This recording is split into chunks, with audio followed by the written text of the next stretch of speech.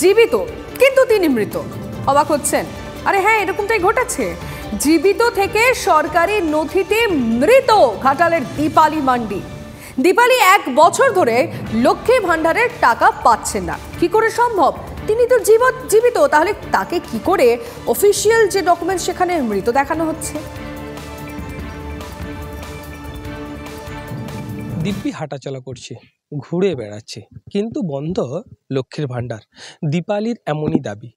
দীপালি জানাচ্ছেন, লক্ষ্মীর ভাণ্ডার পোর্টালে তাকে দেখানো হচ্ছে সে মৃত। দুয়ারে সরকারে খোঁজ নিয়েছি, সেখানে যে অনলাইনে তারা সার্চ করেছে কম্পিউটারে, তারা আবার বলেছে যে আমি মৃত।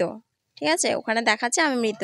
হঠাৎ কি করে মারা গেলাম আমি তো জানি না। এবার ওখান থেকে ওরা পাঠিয়েছিল অঞ্চলে, সেখানে জমা দিয়েছি, কিন্তু কোনো খবর। 1 বছর হয়ে গেল, ঘুরছি, 2-3 বার গিয়েছি, কোনো খবর নেই।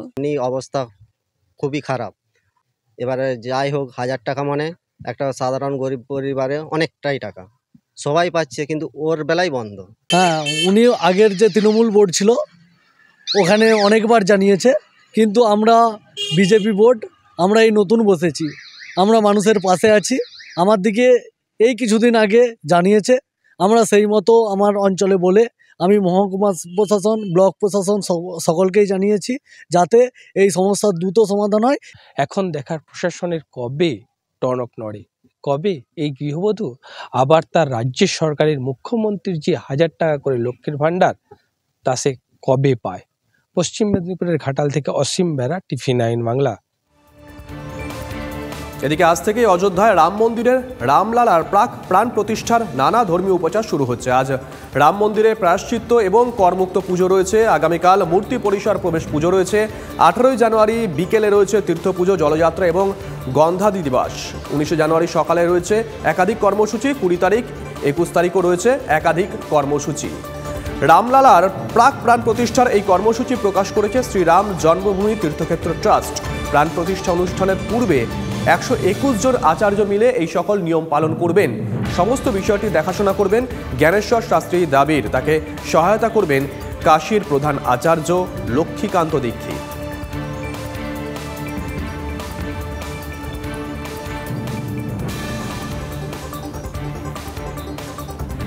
বিশিষ্ট জনেদের উপস্থিতিতে 22 জানুয়ারি রাম মন্দিরের গর্ভগৃহে রামলালার প্রাণ প্রতিষ্ঠা করবেন প্রধানমন্ত্রী নরেন্দ্র মোদী।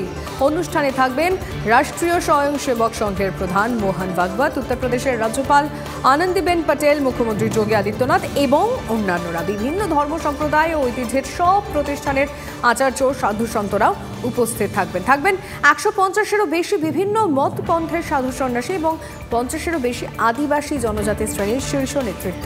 এছাড়া জৈন, বুদ্ধ, শিখ সমাজের ধর্মীয় নেতা ও হিন্দু ধর্মের নানা মতে বিশ্বাসী জনগণের ধর্মীয় প্রতিনিধিদের এই অনুষ্ঠানে আমন্ত্রণ জানানো হয়েছে।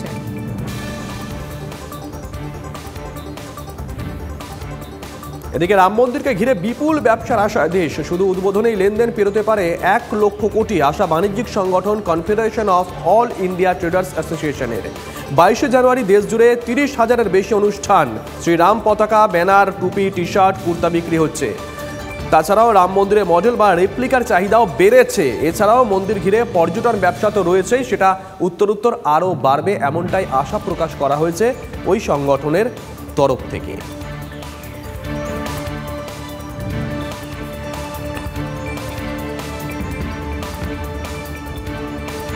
পরে খবরে আসা যাক।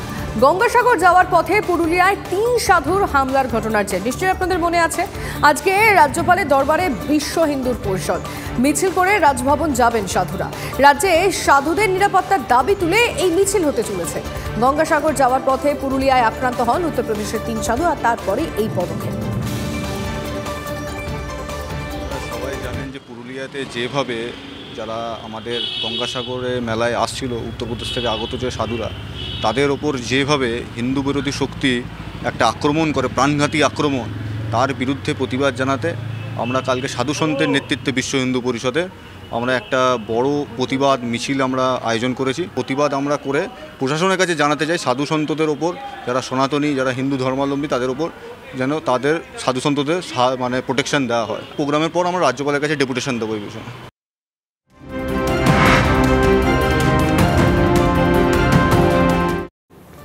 চোখ রাখবা আবহাওয়ার খবরে। আপাতত ইতি পড়তে চলেছে জাঁকিয়ে শীতে। দ্রুত আবহাওয়া বদলের পূর্বাভাস, আজ থেকে বৃষ্টির সম্ভাবনা পাহাড় উপকূল সব জায়গাতেই। বুধ বৃহস্পতি সব জেলাতেই হালকা থেকে মাঝারি বৃষ্টির পূর্বাভাস। শীতের বৃষ্টিতে আলু এবং সবজি চাষে ক্ষতির আশঙ্কা করা হচ্ছে। পশ্চিমী ঝঞ্ঝা ও উচ্চচাপ বলয়ের জেরে সাগর থেকে জলীয় বাষ্প ঢুকছে, ফলে আজ থেকে রাতে তাপমাত্রা বাড়তে পারে। 20 জানুয়ারি পর্যন্ত তাপমাত্রা কমার কোনো আশা নেই।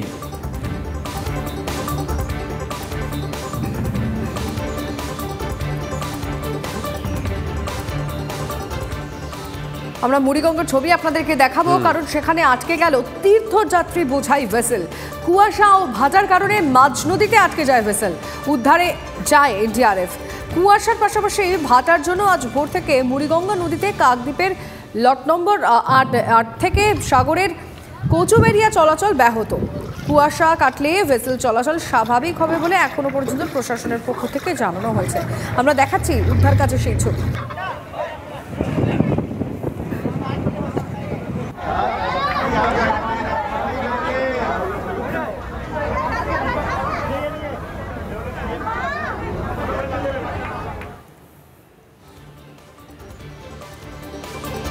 নিমা, রাজধানীর ছবিটা একবার দেখাই। একদম। রাজধানীতে দেখুন ছবি, কুয়াশা দাপট। আজও দিল্লিতে 17টি বিমান বাতিল। দিল্লি থেকে 30টি বিমান দেরিতে চলছে। দেশের 15টি বিমানবন্দরে কুয়াশার প্রভাব পড়েছে। ঘন কুয়াশার জেরে দেরিতে চলছে বহু ট্রেন। ছবিটা একবার লিমা দেখো, এই হচ্ছে রানওয়ের অবস্থা।